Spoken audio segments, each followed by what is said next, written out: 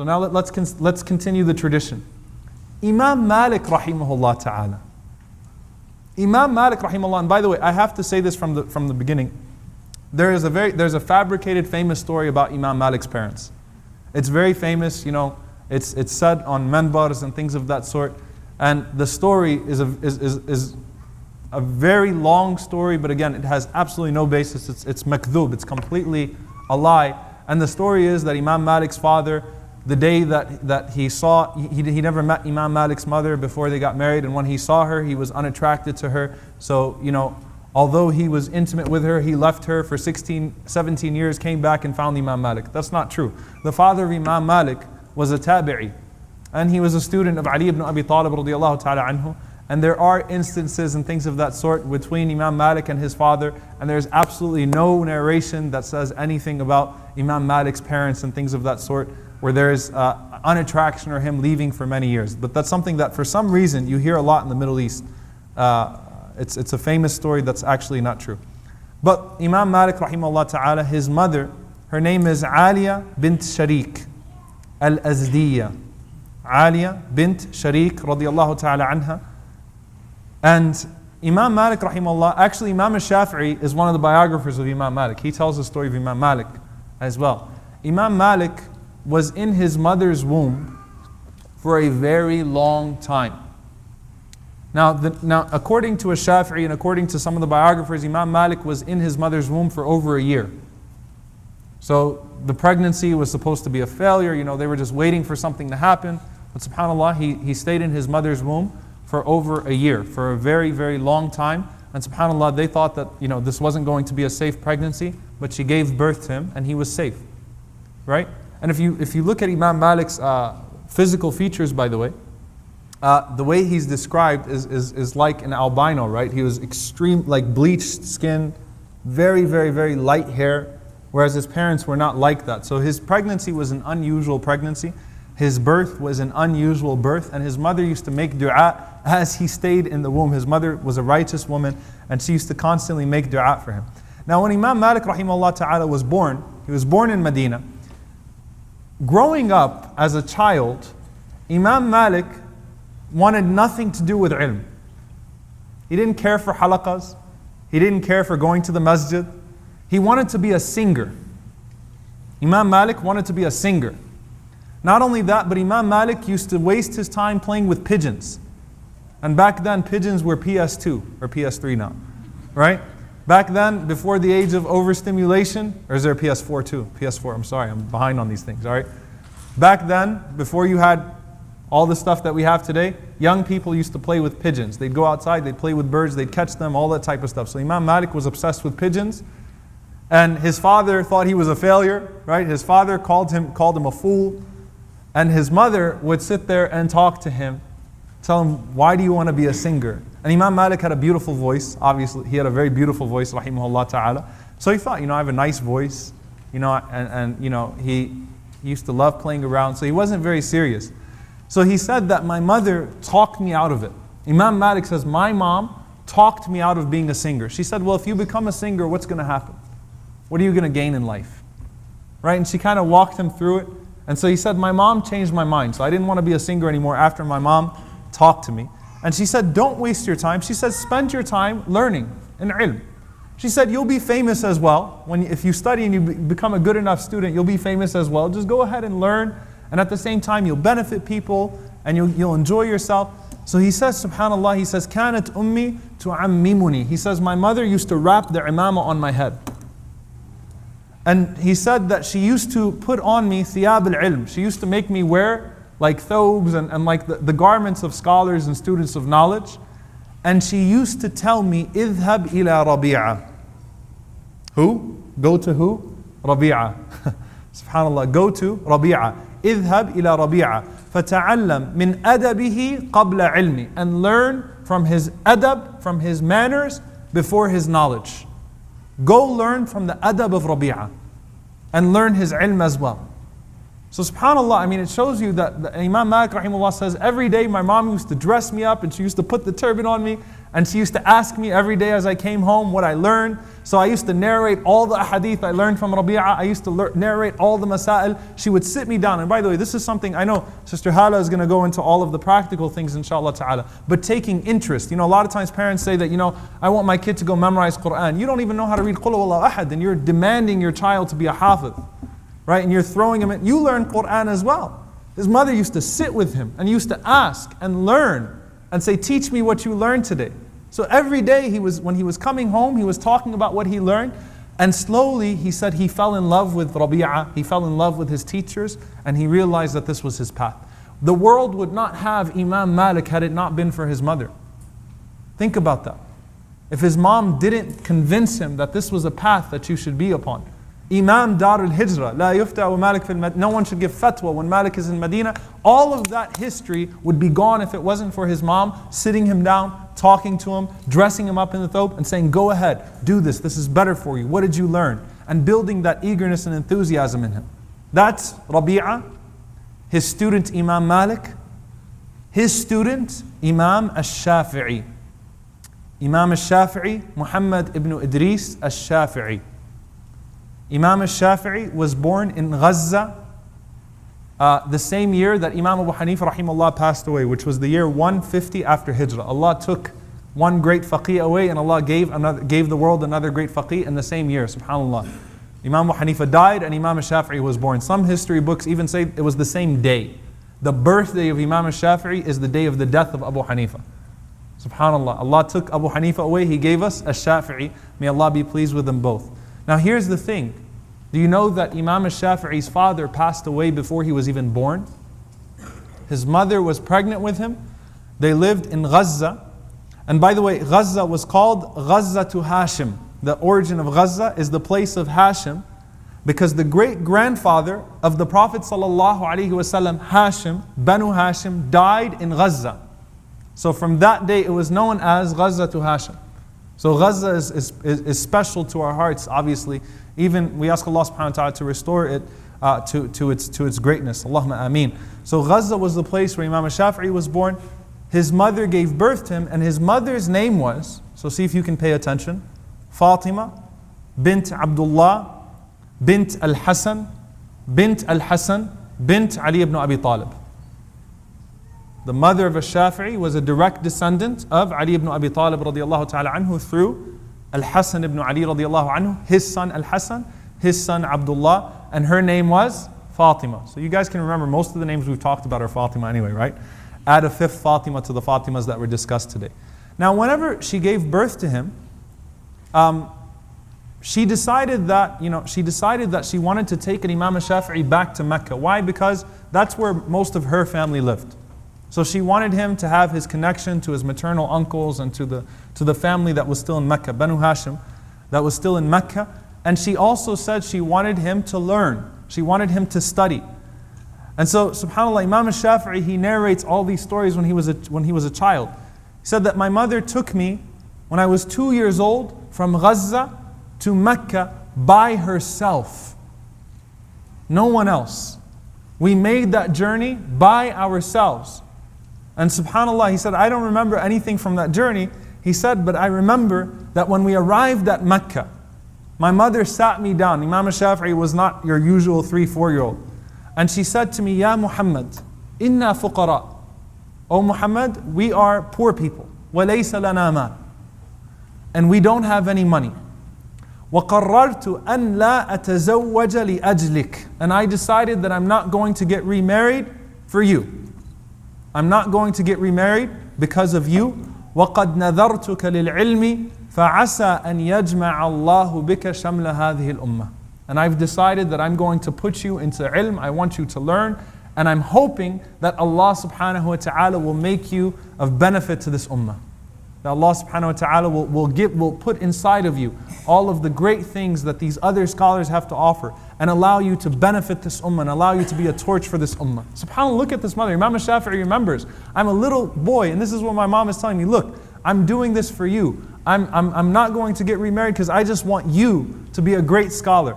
And Imam al-Shafi'i, rahimahullah, this is really beautiful because Imam al-Shafi'i has all these memories when he was a child. He said that my mother, when she carried me to Mecca, he said, I desire two things. I love two things. He said, archery and ilm, and knowledge. And he said, I became so skilled as an archer that when I was 4 years old, I would hit 10 out of 10. As a 4-year-old, Imam al-Shafi'i is just an overachiever. When you read his life, then, subhanAllah, he's an overachiever in everything. He said, I would hit 10 out of 10 every time, even as a 4-year-old. And then he said he remained silent about knowledge. He didn't say anything about ilm. And so the man that he's saying this to, Amr ibn Sawad, he says, Wallahi, you're stronger in your ilm than you are in your archery. So it's better that you stuck to ilm. So his mom saw him getting too into archery, and his mom, again, she sat with him and she tried to get him to be more interested in ilm. Now here's the story, and this shows you the dedication of a mother. Imam al-Shafi'i says, my mother, she used to take me to the different halaqas in Mecca. And he said that she would put me inside the halaqah, but she didn't have any money to pay the teachers. So she would tell me to just kind of, to go before all the other students get there and just kind of sit there and just go with the flow basically. And he said that he felt very little, he felt very ignored, because the teachers knew that he didn't pay anything, that he wasn't paying his tuition, if you will, that he was there. So he said that I went home to my mother as a young boy, and I said, إِنَّهُ يَتَجَاهَلُنِي, like my teacher's purposely ignoring me. So Imam al-Shafi'i's mother responded, يَا بُنَيَّ تَحَايَا لِلْعِلْمِ, present yourself to knowledge. It's not about the teacher. It doesn't matter what the teacher says to you or how the teacher makes you feel. You're there for the knowledge. Do what you have to do to get that knowledge. So he responded and he said, Kaif, how? How can I do that? So she said, whenever you enter with such adab, with such manners, that you don't offend anyone, that you don't offend the teacher, that you just sit there and you're just happy to benefit from the knowledge and just listen to the lectures, listen to the classes, do what you have to do. Forget about it. If people make you feel like you're poor and you're little and this orphan boy is coming and sitting in the halaqah, that's fine. So Imam al-Shafi'i rahimahullah says, I did that a few times, and every time I started hesitating, my mom pushed me again and again and again. And I told my mom, Mom, I don't even have any ink. I'm the only student in the halaqah that doesn't have anything to write on. You know what she told him? She said, then memorize everything. Memorize. He said, how am I supposed to memorize all that? She said, just do it. Memorize everything. So Imam al-Shafi'i said, I would sit there and I would memorize every word out of the teacher's mouth. And the entire time be repeating it to myself. So he said that whenever the teacher used to go on breaks, whenever the Sheikh would go on his breaks, he said the other students noticed that I was constantly moving my tongue, so they'd ask me what I was doing, so I told them I was memorizing everything. So he said what started happening is that as the teacher, Muslim ibn Khalid, Sufyan ibn Uyayna, as the teachers would take their breaks, all the other students would gather around me to ask me questions. So he said whenever the teacher would find out, whenever this particular teacher found out, he said that I will teach you in particular on the basis, no payment, he said the basis that whenever I want to take a break, you teach my students. So Imam al-Shafi'i was how old? 6 years old. At 6 years old, that you will do something for my students whenever I take my breaks. So Imam al-Shafi'i said, okay. Imam al-Shafi'i said, I went to another teacher, and he said, I used to memorize everything, and the teacher, realized that I knew more than him.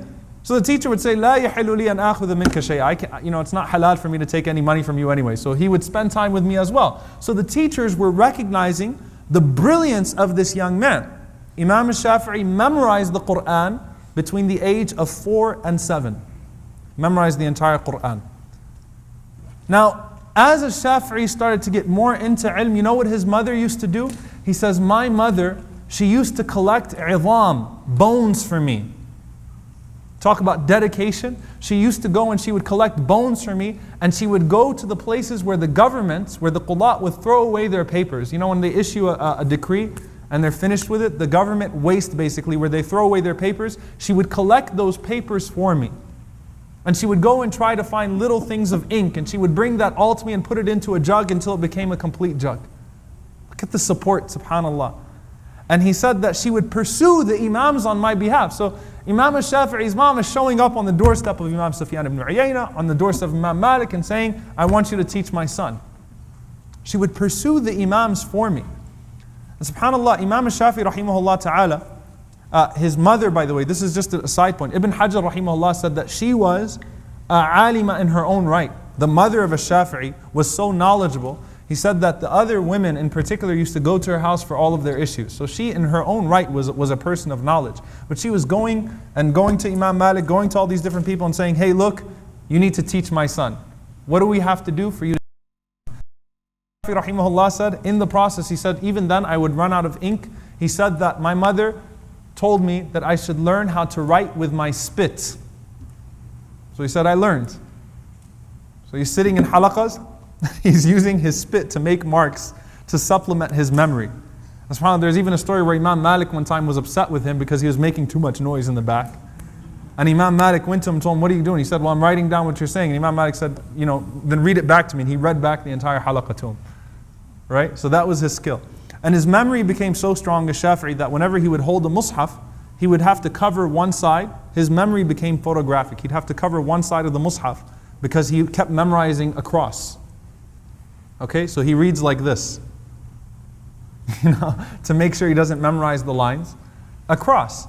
Then he said that my mother took me to the tribe of Hudayl, because Hudayl was known for their Arabi, because they knew shi'r, they were the best, they were the tribe that had the strongest Arabic language. So he said, she told me to stay there for a few years and learn from Hudayl. So he said, I memorized about 100,000 lines of poetry. And I learned grammar and I learned the Arabic language from them. Okay?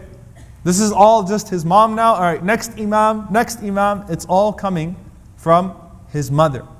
And then, subhanAllah, he says that after Bani Hudayl, he said, I studied with Imam Malik. And he said, I went to my mother. And by the way, Imam al-Shafi'i was already teaching in Medina before he was even really into his teenage years. He taught the fiqh of siyam. There's a famous story. He was teaching the fiqh of siyam, the fiqh of fasting on the day of Ramadan, and he was drinking water.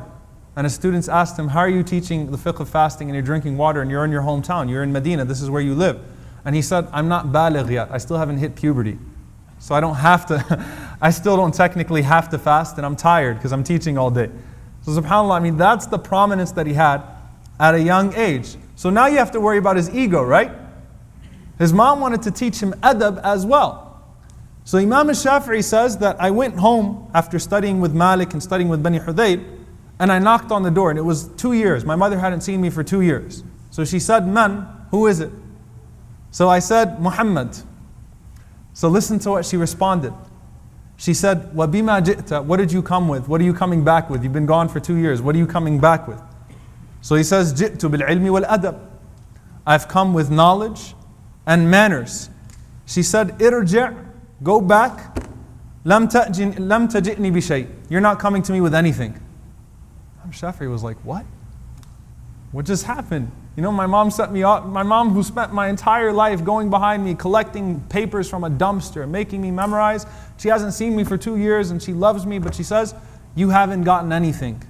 So Imam al-Shafi'i went to Imam Malik and he asked Imam Malik, he said, I went to my mom and this is what happened. I knocked on the door and I told her, what happened. And I told her that I came with ilm and adab, and she told me, you haven't come with anything. So listen to what Imam Malik said. Imam Malik said, go back and knock. And when she says, what have you come with? Say, جِئْتُ بِالْأَدَبِ وَالْعِلْمِ, I've come with manners and knowledge, not knowledge and manners. Why? Because what did Imam Malik's mother tell him to learn from Rabi'a? خُذْ مِنْ أَدَبِهِ قَبْلَ عِلْمِ, learn his manners, then learn his knowledge. So Imam al-Shafi'i did that, and his mother opened the door and embraced him. So Imam Malik was right. Imam Malik and Imam al-Shafi'i had similar moms. They understood the point, subhanAllah. And really when you study Imam al-Shafi'i, there are a few effects of this. Number one, Imam al-Shafi'i, frequently in his lectures, he would quote his mom. Not in fiqh. Those, my mom used to tell me things? So you find a lot of those in al-Shafi'i, even in his poetry. Right? That my mom used to tell me this and my mom used to tell me that. Advices that his mom used to give him. Right? And you find that even in a risala, you find that he mentions his mom a few times, that she told me this and she told me that. The other thing, and this is subhanAllah, it's no secret why, there is no one of the four Imams had more female teachers than Imam al-Shafi'i. Imam al-Shafi'i had over 100 female teachers. So he respected women, he understood women, and he understood that women were, could be capable ulama as well. And subhanAllah, in particular, by the way, one of his primary teachers, if you read the top 5 teachers of Imam al-Shafi'i, one of them was Nafisa bint al-Hasan bint Ali, the granddaughter of Ali ibn Abi Talib radiyallahu ta'ala anhu. Okay, Nafisa bint al-Hasan ibn Ali.